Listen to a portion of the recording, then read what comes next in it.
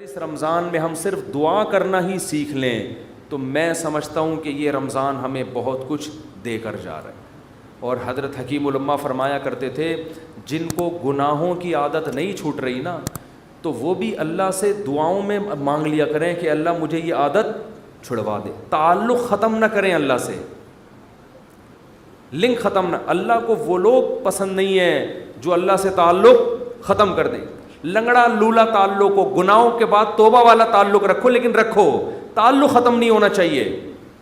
کیونکہ یاد رکھو جیسے ہم اکیلے پیدا ہوئے قبر میں بھی اکیلے ہی ہوں گے، اس وقت اللہ کے سوا کوئی بھی نہیں ہوگا۔ تو جس نے دنیا میں اللہ سے جتنی دوستی لگا لی قبر میں یہ دوستی کام آئے گی، اور جس نے دنیا میں اللہ سے نہیں لگائی، اللہ کو یاد نہیں رکھا، بیوی بچوں کے بکھیڑوں میں، دوستوں کے بکھیڑوں میں، رشتہ داروں کے بکھیڑوں میں پڑا رہا، پیسوں کے بکھیڑوں میں، تو قبر میں ان میں سے کوئی بھی کام نہیں آئے گا۔ قبر کی تنہائی اللہ کی یاد دور کرتی ہے، قرآن کی تلاوت، ذکر اذکار، یہ قبر کی میں روشنی کا ذریعہ بنے گی۔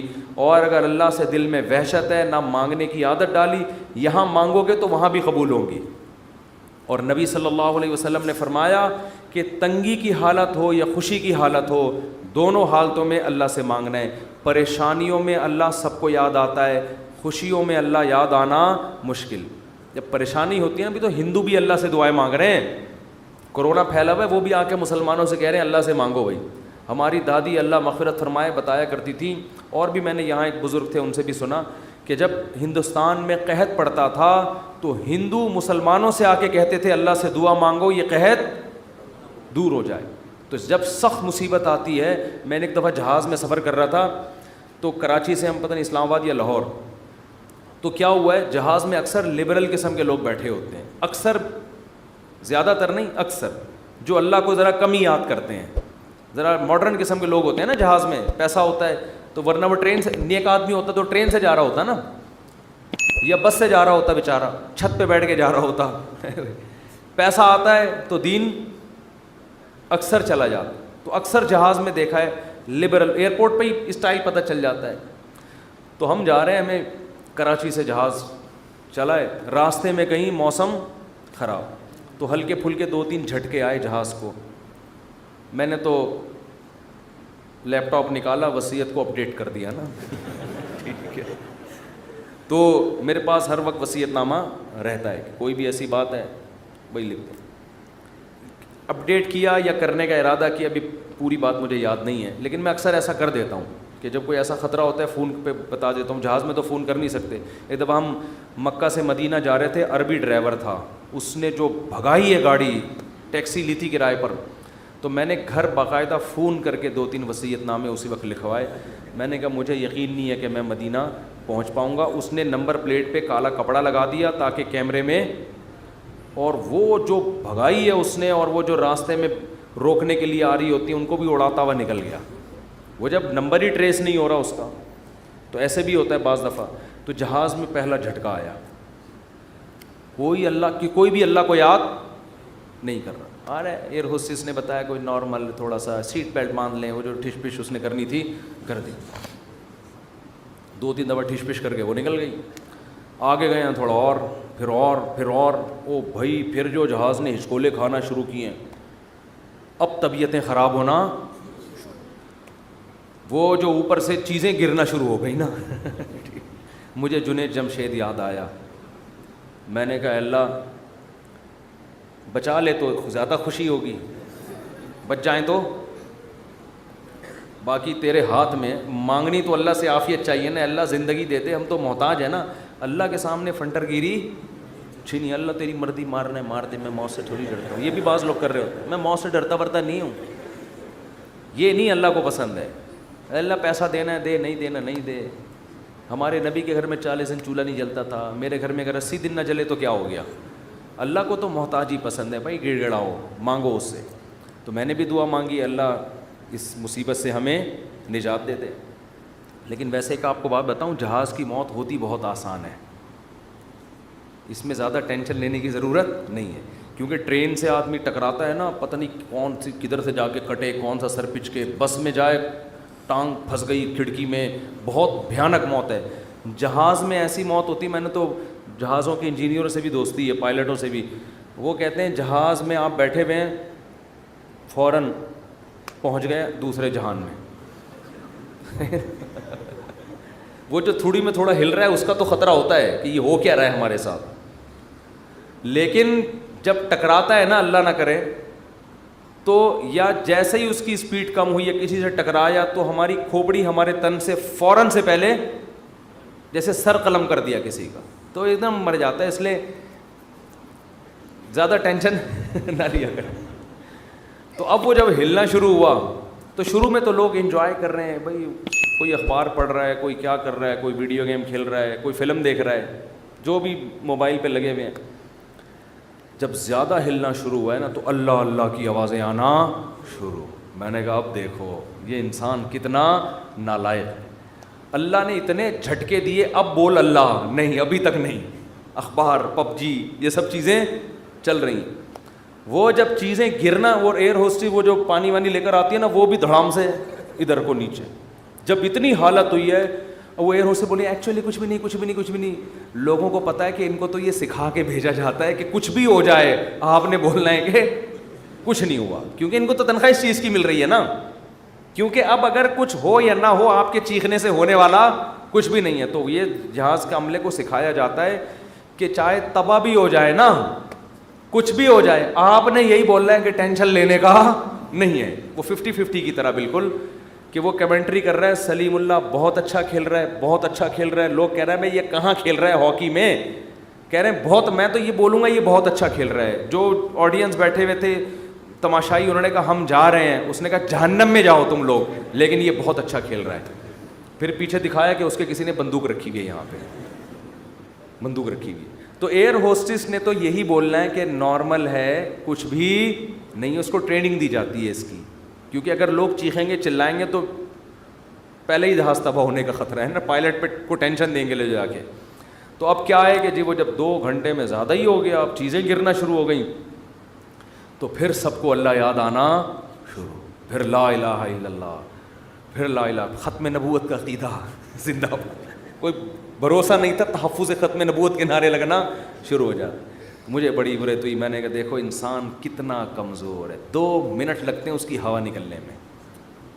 فنٹر گیری ختم ہونے میں کتنے, 2 منٹ لگتے. ورنہ کیسے 3 پیس سوٹ ٹائی میں ایسا فنٹر بن کے بیٹھا ہے. تھوڑی دیر پہلے کوئی مولوی اس کو آ کے بولتا ہے کبھی اللہ کا نام بھی لے لیا کرے گا, دفعہ یہاں سے, تم لوگ کو اللہ اللہ کے علاوہ کچھ آتا ہی نہیں ہے. گورا دیکھو کہاں پہنچ گیا, چاند پہ, چاند سے بس تھوڑا سا نیچے سے وہ چھلانگے لگا رہا ہے, ٹھیک ہے نا. اور تم کیا اللہ اللہ, صبح تسبیح پڑھا کرو, شام کو لا الہ الا اللہ پڑھا کرو, کیا تم لوگوں نے. تو بھائی جب ایک چپت پڑتی ہے تو اچھوں کو بھی اللہ یاد آتا ہے. تو بہتر ہے کہ خوشی کی حالت میں اللہ کو یاد رکھو. تو بس تو خوشی میں اللہ کو یاد رکھو گے. حدیث میں آتا ہے کہ غم میں اللہ تمہیں یاد رکھے گا. 2-3 کام بتا دوں بس, رمضان کے بعد پابندی سے کرنے ہیں.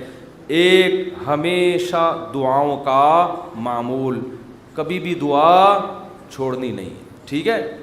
دوسرا کام, دل لگے نہ لگے, یہ اپنے اختیار میں نہیں ہے. لوگ کہتے ہیں دل نہیں لگ رہا, ابے بھائی تو مانگ لے, اس کی برکتیں آپ دیکھو گے انشاءاللہ. دوسرا کام, تلاوت کا ناغہ نہ ہو بھائی. جتنی خواتین بیان سن رہی ہیں, مرد بھی, روزانہ پابندی کے ساتھ قرآن کھولنا ہے 1 دفعہ. یہ جو 1 دفعہ بند ہوتا ہے پھر رمضان میں جا کے نکلتا ہے, یہ قرآن کے ساتھ بے انصاف. کبھی کبھار جو حافظ ہیں ان کو تو اللہ نے بڑی سہولت دی ہے, 15 منٹ پڑھ لو, آدھا گھنٹہ پڑھ لو, تھوڑا پڑھ لو, لیکن پابندی کے ساتھ. کوشش کریں گے کہ نہیں کریں گے, گھروں میں بھی. اور تیسرا کام, تسبیحات. اللہ کا نام ہے نا اس میں. دیکھو لا الہ الا اللہ اس وقت نکلا نا جب جہاز ہچکولے کھانے لگا, تو ابھی کوئی بھی ہچکولے نہیں کھا رہا, ابھی نہ کوئی اللہ الحمدللہ کچھ بھی نہیں ہو رہا. تو ابھی لا الہ الا اللہ صبح 100 دفعہ, شام کو 100 دفعہ. تیسرا کلمہ پڑھ لیا, سبحان اللہ والحمد للہ ولا الہ الا اللہ واللہ اکبر. یہ تیسرا کلمہ اللہ کو اتنا محبوب ہے. حدیث میں آتا ہے سورج جن چیزوں پہ طلوع ہوتا ہے, جتنی چیزیں ہیں ان سے زیادہ محبوب اللہ کو یہ کلمہ ہے. تو صبح 100 دفعہ تسبیح ہاتھ میں رکھنے سے فائدہ یہ ہوتا ہے کہ یاد رہتا ہے انسان. آج کل تو بڑی خوبصورت تسبیحات آ رہی ہیں, بڑی ٹیکنیک, ان کو دیکھ کے انسان کا تسبیح پڑھنے کا دل چاہتا ہے. اور اس میں دھوکے بھی ہوتے ہیں. میں نے منگوایا تھا انٹرنیٹ پہ نا, تو ڈبہ آ گیا تھا, اس میں تسبیح نہیں تھی. یہ بھی ہو رہا ہے, خالی ڈبہ. تو انٹرنیٹ پہ بڑے دھوکے ہوتے ہیں. تو 100 دفعہ صبح تیسرا کلمہ، تیسرا نہیں تو چوتھا کلمہ بھی ٹھیک ہے، لا الہ الا اللہ وحدہ لا شریک لہ لہ الملک ولہ الحمد وہو علی کل شیء قدیر. نبی صلی اللہ علیہ وسلم نے فرمایا، یہ میرا آج آخری بیان ہے، اس کے بعد اب رمضان میں بیان نہیں ہوگا، یہ ذہن میں رکھیں، یہ اعتکاف والے بھی دماغ میں رکھ لیں، ٹھیک ہے نا. تو اس لیے میں ذرا بیان آج میں نے بہت لمبا کر دیا تاکہ کچھ تو عمل تو ہونا کچھ اس پر. لا الہ الا اللہ وحدہ لا شریک لہ لہ الملک ولہ الحمد وہو علی کل شیء قدیر. ابھی کوئی جہاز ہچکولے نہیں کھا رہا ہے. 100 دفعہ صبح یہ پڑھ لو، 100 دفعہ شام کو یہ پڑھ لو، بیٹھ کے پڑھ لو، چلتے پھرتے پڑھ لو. یہ کلمہ اللہ کو اتنا محبوب کہ آپ صلی اللہ علیہ وسلم نے فرمایا جس نے 100 دفعہ یہ کلمہ صبح پڑھا اس سے زیادہ نیکیاں کوئی شخص اپنے اعمال میں جمع نہیں کر سکتا سارا دن، سوائے اس کے جو اس سے بھی زیادہ مرتبہ پڑھے. تو بہت یہ اللہ کو محبوب کلام ہے. کتنا پیارا، لا الہ الا اللہ، اللہ کے سوا کوئی عبادت کے لائق نہیں ہے، وحدہ تنہا ہے، لا شریک لہ اس کے ساتھ کوئی شریک نہیں ہے، لہ الملک اسی کی بادشاہی، ولہ الحمد وہی قابل تعریف، وہو علی کل شیء قدیر. اور یحیی و یمیت بھی درمیان میں لگا سکتے ہیں، اور وہ ہر چیز پر قدرت رکھتا ہے. یحیی و یمیت، وہی موت دیتا ہے وہی حیات. اللہ کو یہ کلمات اتنے محبوب کیوں ہیں؟ آپ کہیں گے اس میں کون سا ایسا قربانی ہے؟ اصل میں دنیا میں ہر چیز کا تذکرہ کیا جا رہا ہے جس سے انسان کا مفاد. اگر لوگ کسی ذات کو سب سے زیادہ بھولیں تو کس کو؟ اللہ کو. جو چیز مارکیٹ میں شارٹ ہوتی ہے اس کی ویلیو بڑھتی ہے. اللہ کو پتہ ہے کہ دنیا میں امریکہ کا نام لینے والے بہت، پیسہ کا نام لینے والے بہت، عزت شہرت کے بھوکے بہت، اللہ کا نام لینے والے مارکیٹ میں شارٹ. اور اگر اللہ کا نام لے بھی رہے ہیں تو اپنے فائدے کے لیے. آپ نے صرف اللہ کو راضی کرنے کے لیے ان تسبیحات کی پابندی کرنی ہے. حدیث میں آتا ہے، بخاری کی حدیث ہے، کلیمتان خفیفتان علی اللسان ثقیلتان فی المیزان حبیبتان الی الرحمن. کیا خوبصورت کلام ہے. فرمائے 2 کلمے ایسے ہیں زبان پہ بہت ہلکے، ترازو میں بہت بھاری، اور الرحمن کو بہت محبوب. وہ فرمایا سبحان اللہ و بحمدہ سبحان اللہ العظیم. تو چلتے پھرتے انسان یہ پڑھ لیا کرے، اور کوئی مقصد نہ ہو کہ میں یہ وظیفہ پڑھوں گا تو میری شادی ہو جائے گی، میرے بچے ہو جائیں گے، اور وہ ماموں نہیں مجھے کہیں گے ان کے بچے. یہ چکروں میں نہ پڑھیں. اللہ کو، اللہ کا نام لیں اللہ کو خوش کرنے کے لیے.